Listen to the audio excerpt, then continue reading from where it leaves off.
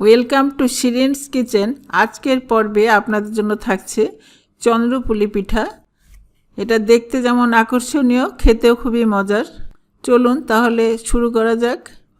চন্দ্রপুলি পিঠা তৈরি করার জন্য একটা বোল নিয়ে তার মধ্যে স্ট্রেনার রেখে নিচ্ছি 1.5 কাপ ময়দা চেলে নিচ্ছি।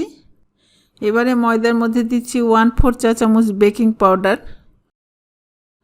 সয়াবিন তেল 2 টেবিল চামচ, ঘি দিচ্ছি 1 টেবিল চামচ। ময়দা মাখিয়ে যদি প্রয়োজন হয় আর একটু ঘি দিব। লবণ দিচ্ছি 1/4 চামচের কম। এতে মিষ্টিটা ব্যালেন্স হবে, পিঠার স্বাদটা অনেক বেশি হবে। ভালোভাবে ময়দার সাথে তেল ঘি ময়ান করে নিচ্ছি। ঘি আর একটু দিচ্ছি 1/2 টেবিল চামচ।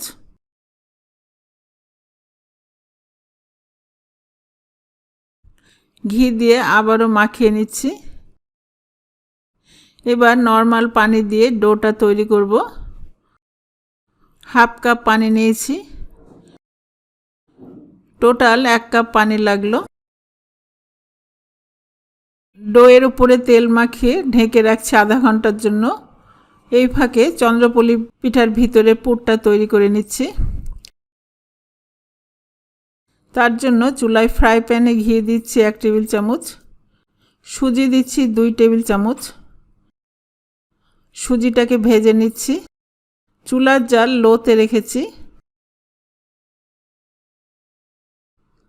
এখন দিচ্ছি কাজু বাদাম, কাঠবাদাম, পেস্তা বাদাম আর কিশমিশ, সবগুলো 1 টেবিল চামচ করে নিয়েছি।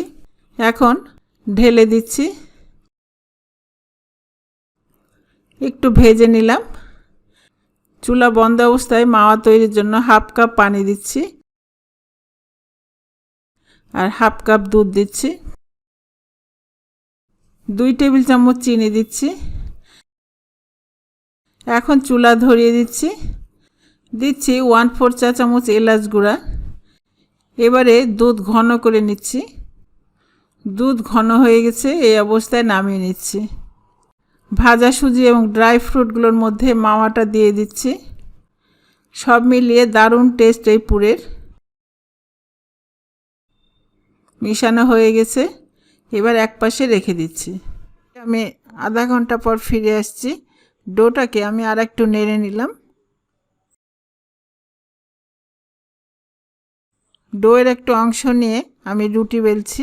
একটু রুটিটা বড় করে বেলবো।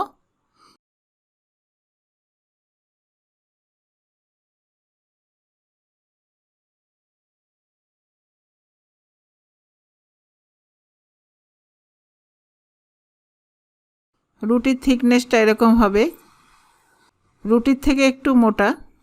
রুটি বেলে নিলাম। এখন একটা কুকি কাটারে ময়দা মাখিয়ে কেটে নিচ্ছি। আপনাদের পছন্দ মতো গোল কাটতে পারেন।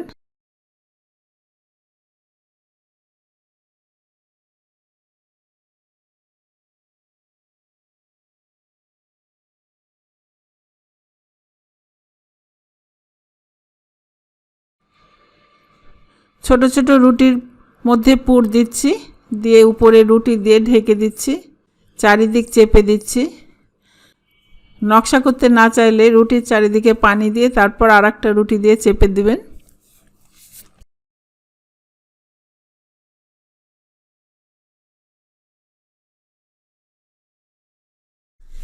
এবার চারিদিকে নকশা করে নিচ্ছি।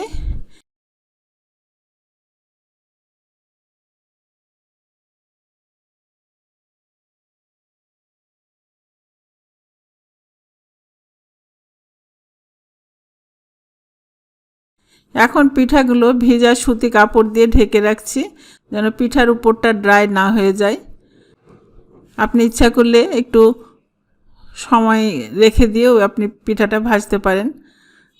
এবারে ফ্রাই প্যানে তেল দিচ্ছি। তেল গরম হয়েছে, পিঠা ছাড়ছি। তেল খুব বেশি প্রথমে গরম করব না।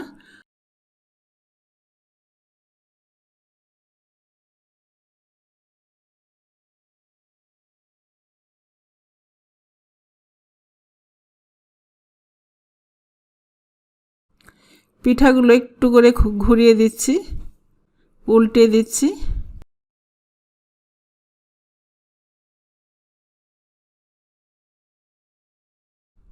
পিঠাগুলো অনবরত নেড়ে নেড়ে ভাজবো।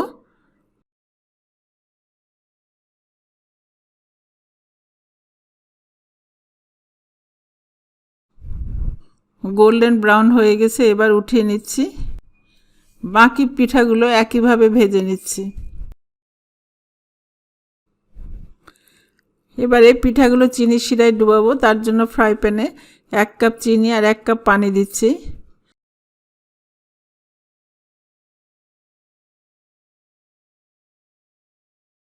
জাফরান দিচ্ছি, এটা অপশনাল,